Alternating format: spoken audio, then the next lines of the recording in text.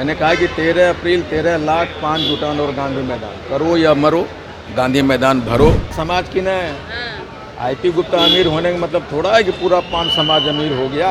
जल नभ थल अनहद का वो शोर हो कि सोई हुई सरकार, बहरी हुई सरकार जो बहरी बन पड़ी है, उसकी आगे रणनीति ये है कि इसके बाद हम आसमान और धरती के बाद जल आंदोलन करना चाहिए। 2025 बिहार विधानसभा चुनाव इसी वर्ष होना है। लगातार जो है सभी पार्टी अपनी अपनी बड़ी बड़ी तैयारी कर रहे हैं, लेकिन इस बीच आईपी गुप्ता जो कि एक पॉलिटिशियन है, पान समाज से आते हैं और अपने समाज को लेकर काफ़ी सक्रिय भी हैं। बड़े बड़े जनसभा को संबोधित भी कर रहे हैं, भीड़ भी जुटा रहे हैं और हेलीकॉप्टर से भी फील्डिंग कर रहे हैं। आरक्षण को लेकर लगातार कि पान समाज को आरक्षण मिले, इसको लेकर लगातार वो आवाज़ उठा रहे हैं और सरकार को घेरने का काम कर रहे हैं, क्योंकि 1 करोड़ वोटर है पान समाज का। क्या कुछ कहते नज़र आ रहे हैं आईपी गुप्ता, हम छोड़ जाते हैं उनकी बयानों के साथ। प्लान यही है कि धरती का आंदोलन को आसमान तक ले जाने की इरादा है, जो 16 तारीख को मैंने शुरू कर दिया है जमुई, मुंगेर और भागलपुर बांका से। मैंने शुरुआती दौर में कहा था कि ज़मीन के आंदोलन को आसमान तक ले जाऊं, और उसी कदम एक कदम है कि आज हम यहाँ से सीतामढ़ी समस्तीपुर होते हुए वैशाली जाएंगे और वैशाली से फिर पटना आएंगे, फिर 29 तारीख को ये उड़ान भरेंगे, फिर 1 तारीख को, फिर आखिरी में अगर सरकार परमिशन देगी तो 13 अप्रैल को हम हेलीकॉप्टर से अपने लोगों पे कांपी तपवा के ऊपर फूल बरसाना चाहते हैं, लेकिन देखते हैं सरकार परमिशन देती है कि नहीं देती है। 13 अप्रैल को तो आप एक बड़ी रैली भी करने जा रहे हैं? बिल्कुल, मैंने कहा कि 13 अप्रैल 13 लाख 5 जुटान और गांधी मैदान करो या मरो, गांधी मैदान भरो नारे के साथ हम लोग कूच कर रहे हैं 12 तारीख को रात में ही पटना। एक तरफ आरक्षण की बात कर रहे हैं, दूसरी तरफ हेलीकॉप्टर उड़ा के दिखाना चाहते हैं कि फाइनेंशियल स्थिति आरक्षण समाज की बहुत मजबूत है। पान समाज की न आईपी गुप्ता अमीर होने का मतलब थोड़ा है कि पूरा पान समाज अमीर हो गया, लेकिन ये जो अमीर लोगों को, ये विद्वान लोगों को और जो सक्षम और संपन्न होते हैं, ये उसकी जिम्मेदारी होती है कि उस समाज के पिछड़े दबे कुचले लोगों को ऊपर लाने में, मेन स्ट्रीम लाने में अपनी भूमिका तय करें। इसीलिए आईपी गुप्ता, ईश्वर ने जो कुछ भी दिया है हमें, हम ये सारे संसाधन, सारे अपनी शक्ति को झोंक देना चाहते हैं कि एक राजमिस्त्री का बेटा आईपी गुप्ता अगर यहाँ तक पहुँच सकता है, तो मैं अपने लोगों के कहता हूँ कि तुम भी पहुँच सकते हो। और वो कॉन्फिडेंस और वो विश्वास एक लंबी सोच का प्रतीक है हेलीकॉप्टर उड़ान। ये शोबाजी नहीं है, हम अपने लोगों को कह रहे हैं कि भाई तुम भी लंबा सोच सकता है, तुम भी आसमान में छलांग लगा सकते हो। आगे की क्या रणनीति है? आगे रणनीति ये है कि इसके बाद हम आसमान और धरती के बाद जल आंदोलन करना चाहते हैं। 13 अप्रैल के पहले हम चाहते हैं कि बक्सर से लेके पटना तक हमारे पान समाज के लोग स्टीमर में बैठे और आंदोलन की बात वहाँ से गूंज करे सरकार को। मकसद ये है कि जल नभ थल अनहद का वो शोर हो कि सोई हुई सरकार, बहरी हुई सरकार जो बहरी बन पड़ी है, उसके कानों में अनहद की ऐसा गूंज जाए कि वो उठे और कहे कि रख को रोक दो, ये आरक्षण तुम्हारा है। बिहार विधानसभा में अब पान समाज की आवाज़ उठने लगी है।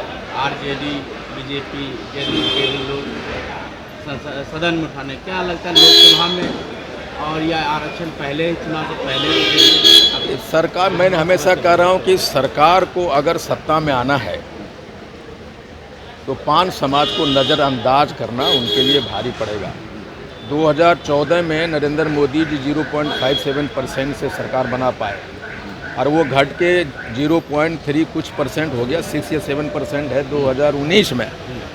और हमारा जो परसेंट, जो मैं कह रहा हूँ कि अगर 10-13 लाख भीड़ यहाँ ले आए तो 52 लाख वोट होता है, और 52 लाख एक जाति का वोट का मतलब 1 करोड़ से ऊपर वोट हो जाना, और 1 करोड़ वोट को नज़रअंदाज करना किसी भी राजनीतिक दल के लिए ये नामुमकिन साबित होगा।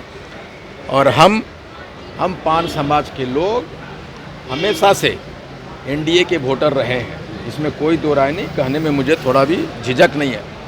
और एनडीए की सरकार ने हमें हाशिए पे ला के रखा 15 बरस 18 बरस से, उसके पहले राजद और कांग्रेस ने भी। लेकिन अब हमारे लोग की आवाज़ आप मीडिया के माध्यम से, सोशल मीडिया के माध्यम से दुनिया में पहुंच रहा है कि जो अब हम उनके साथ नहीं हैं, जो हमारा आरक्षण देगा हम उसके साथ। लगातार आप अपनी मांगों को प्रमुखता से रख रहे हैं, लेकिन सरकार है कि टस से मस होने का नाम नहीं ले रही है। नहीं, यानी कि सब कुछ व्यर्थ में जा रहा है, ऐसा कैसे मेहनत कैसे? पर पानी फेर दिया है। अच्छा, एक बात हम आपको बता दें, विधानसभा में तो उठने लगा मांग, और ललन सराफ जी ने 7 तारीख और 10 तारीख को प्रस्ताव लाए थे कि केंद्र को भेजा जाए। तो ललन सराफ जी का मतलब होता है सीएम, नहीं? तो सरकार तो जग उठी है, उस उनको पता है, जिन तक ये खबर जानी चाहिए वहाँ तक पहुँच चुकी है, और ये उनको मालूम है कि आईपी गुप्ता और पान समाज का मूड क्या है। और ये जो भीड़ उन्माद जो रात में, दिन में, धूप में, सर्दी में जो उमड़ पड़ा है सड़कों पर, इसके पहले जातिगत आंदोलन में आपने कभी बिहार ही नहीं, पूरे भारत के इतिहास में नहीं देखा होगा। और जब आरक्षण की मांग बड़ी मांग है, इतनी आसानी से कोई वक्तव्य नहीं देना चाहता। जो 78 वर्षों से हताती तत्वा को गुलाम बना के रखा, वो इतनी आसानी से अपनी आवाज़ को सदन में ला देगा। लेकिन जब साधारण लोग सड़क पे उतरता है, कविता सजीव होती है, सिंहासन खाली करो, पान आता है। बिहार में भीड़ जुटाने का एक ट्रेंड चल रहा है, आप भी भीड़ ही जुटा रहे हैं। कने जुटेल के हो, हमरा बोलो न, कने के जुटेल के? हाई स्कूल में रोज गांधी मैदान, मिलर हाई स्कूल में मैदानों नहीं घर पा रहा, हम पटेल मैदान भर रहे हैं, हम मुजफ्फरपुर में, हम बेगूसराय में, हम जमुई में, भागलपुर में भर रहे हैं न। एक भी हमको बता दीजिए पिछले 10 सालों में कि एक जाति की इतनी बड़ी भीड़ हुई हो। और ये भीड़ ये बताता है कि हम, जब हमारा चीरहरण हुआ तो हम अपनी इज्जत बचाने के लिए सड़कों पे, हर अपने सर धड़ से अलग करने के लिए हर एक पान समाज अपना गर्दन उठाया है, तलवार उठा, हम तैयार हैं। यानी कि आप कह रहे हैं कि सीएम नीतीश एक्टिव हो चुके हैं इस मुद्दे को लेकर? बिल्कुल हो चुके हैं। ललन सराफ जी का मतलब एक्टिव होना का मतलब होता है सीएम साहब का एक्टिव होना, और मैं ललन सराफ साहब को बड़ा धन्यवाद देता हूं दिल से। और बाकी जो लोग उठाया है ना विधानसभा में, वो सिंपैथी जता रहा है, वो जान रहा है कि तत्वा वोट वहाँ बहुत अधिक है, ये लहर चला है, तो मुझे सहानुभूति नहीं, मुझे आरक्षण चाहिए।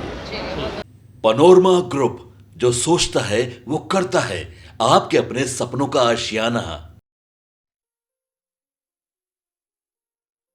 ये लो मुंह मीठा करो, आज मैंने अपना जॉब छोड़ दिया, अब हम पूर्णिया वापस जाएंगे। जॉब छोड़ दिया है? मतलब ये घर कैसे चलेगा, हम करेंगे क्या, और माँ बाबूजी क्या बोलेंगे? इसलिए मैं एक और मिठाई का डब्बा लाया, अपने बिजनेस के लिए लोन अप्रूव हो गया। अरे लोन अप्रूव हो गया वो तो ठीक है, लेकिन पूर्णिया में हम रहेंगे कहाँ? अपना घर भी तो नहीं है वहाँ। इसलिए तो एक और मिठाई का डब्बा अलग से लाया हूं, हमने पूर्णिया में घर ले लिया है, पूर्णिया के ई होम्स पैनोरमा में। पूर्णिया में पैनोरमा ग्रुप लेकर आए हैं ई होम्स पैनोरमा, बड़ा घर, आलीशान जिंदगी और अत्याधुनिक सुविधाओं के संग। अरे अरे, अब क्यों मुंह मीठा करवा रही हो? क्योंकि हम घर वापसी जो कर रहे हैं। घर वापसी की खुशी पूर्णिया में ई होम्स पैनोरमा के संग। E homes panorama, luxurious lifestyle redefined.